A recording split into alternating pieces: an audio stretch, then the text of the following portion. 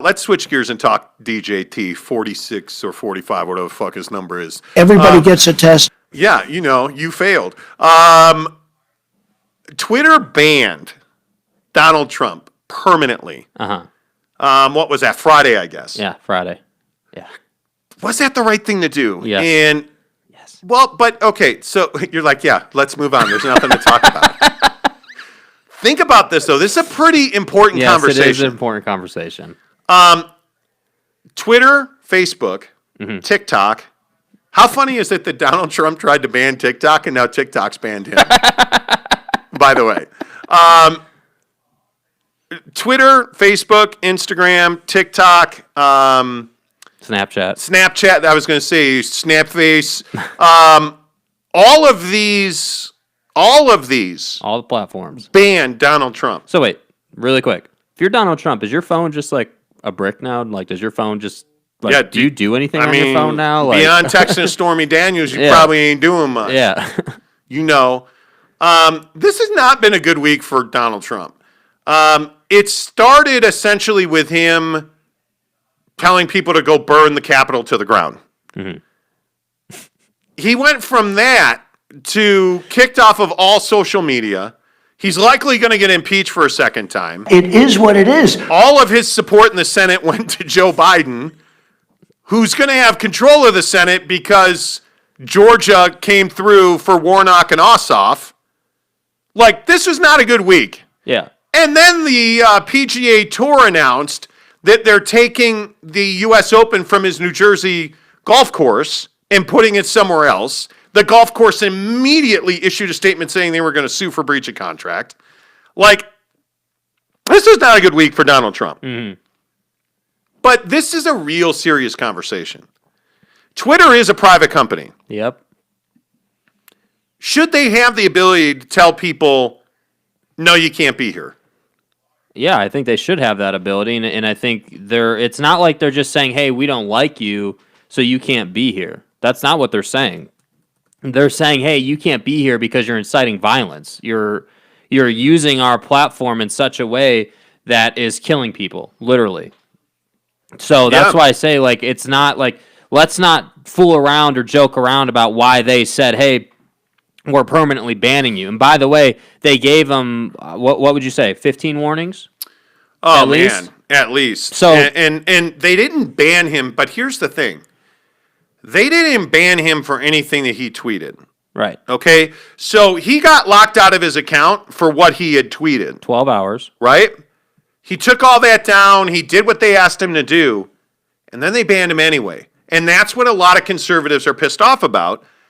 They banned him because they were worried about what he would tweet. And based on the violence and the insurrection and now knowing, which we're going to talk about the details, the latest details on this insurrection, the violence at the Capitol, what these guys were planning to do, that's why they banned Donald Trump. Because they were worried about what he would tweet. I think it's taking it too far to say that Twitter has power over freedom of speech and like all this stuff. We're not talking about Jimmy who lives down the street who doesn't mean anything. This is the president of the United States. Like this is the most powerful single human being on the planet who is tweeting and is stirring the pot, is stoking the flame of all the conspiracy theorists, is inciting violence in our country, and yet conservatives are worried about Twitter, having control over who can talk and who cannot. Like, notice they're only deleting one person. Yeah, Teddy Ballgame makes a great point. There are multiple cops who are dead. One died at the riot. Yeah. Another took his life because of what happened at the riot.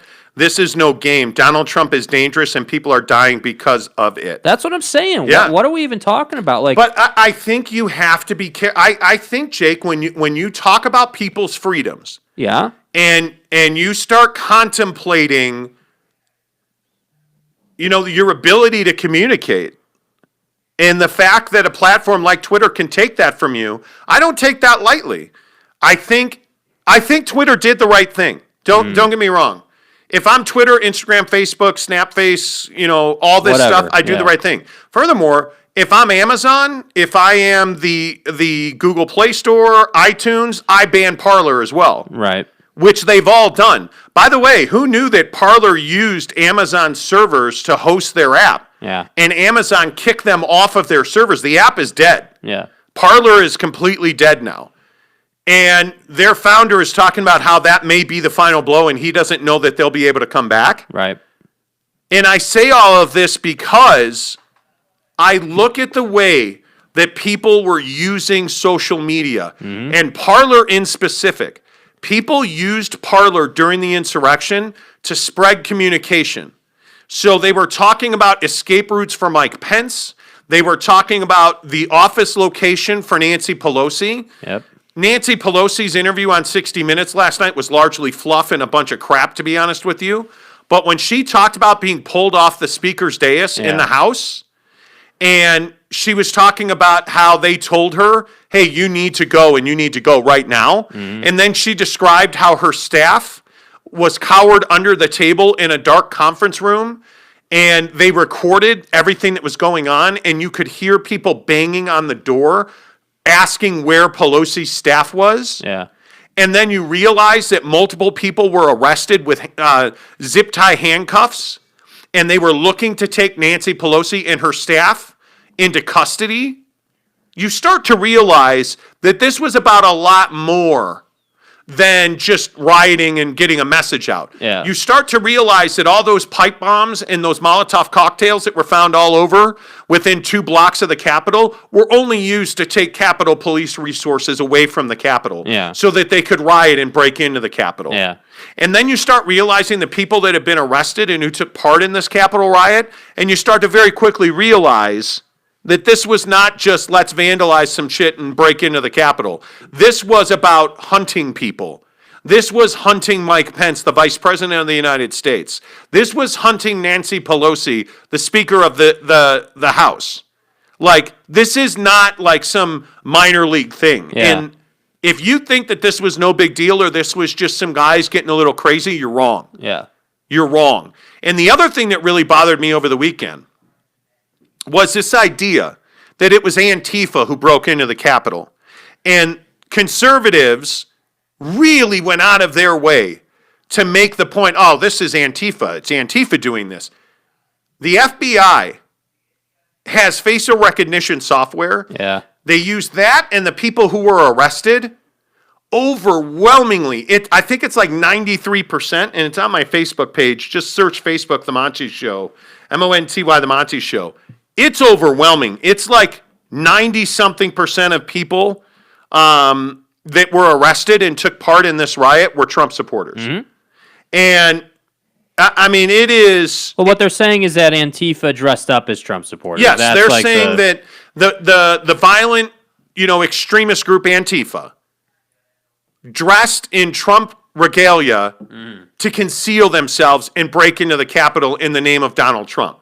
That's what Trump supporters were trying to say. That didn't happen. The insurrection mob that showed up at the president's behest and stormed the U.S. Capitol was overwhelmingly made up of longtime Trump supporters, including Republican Party officials, GOP political donors, far-right militia, white supremacists, and adherents of the QAnon myth that the government is secretly controlled by a cabal of Satan-worshipping child molesters. And that's why I say if you take that and then you if that's your center circle and you draw some lines to Twitter, to Parler, to Instagram, to Facebook, like it's not like when you have this conversation about, hey, should Twitter have that ability or responsibility? They absolutely have a responsibility to make sure that people aren't dying using their platform, right? They absolutely do. Yeah. I think they also have a responsibility to not take their power too far. And I do think it is a worthwhile conversation to make sure that social media platforms aren't taking their power too far. But I think in this case, it's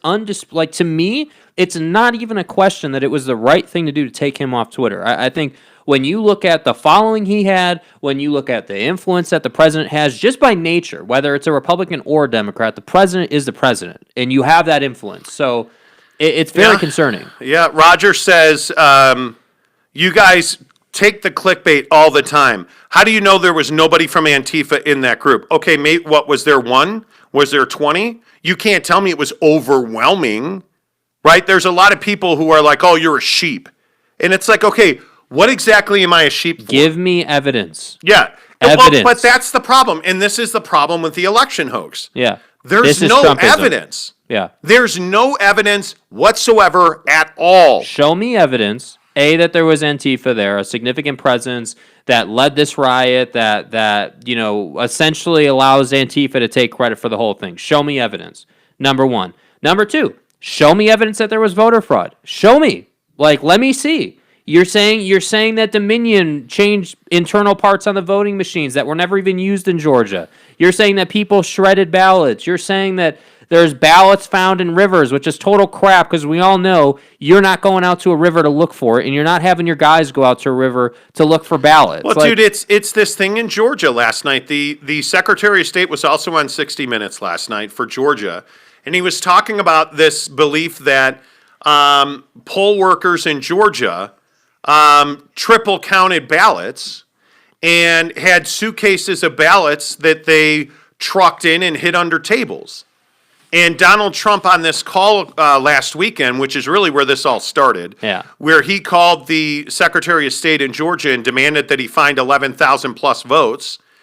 As it turns out, those suitcases were not trucked in.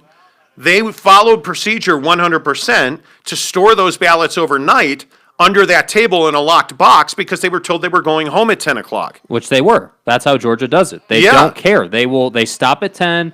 They come back in the morning with their coffee and donut, and that's it, as you said last week. And that's why I say, this is one thing that never gets talked about. Even on, CNN, it never gets talked about. If the president is going to say these things, if conservatives are going to say these things, by saying them, you're inherently saying that citizens of the United States don't take counting votes seriously. Tens of thousands of people across the country who are counting all these votes for all the different states. You're telling me that all those people coordinated to get Biden elected? Come on, dude. It's so ridiculous. The size of the conspiracy is amazing. That would have to have happened if you are to believe what Trump and his supporters are saying happened. It would be unbelievable. It would be the largest conspiracy in the history of known to man, and I'm not exaggerating. Yeah. The number of people in Pennsylvania, Georgia, Arizona, Nevada that would have to have conspired. But when it goes for Trump, it's not a conspiracy. He won by a landslide. He just won because people like him more. And that's why I say, it's just, it's an endless conversation that leads nowhere. Yeah, I agree.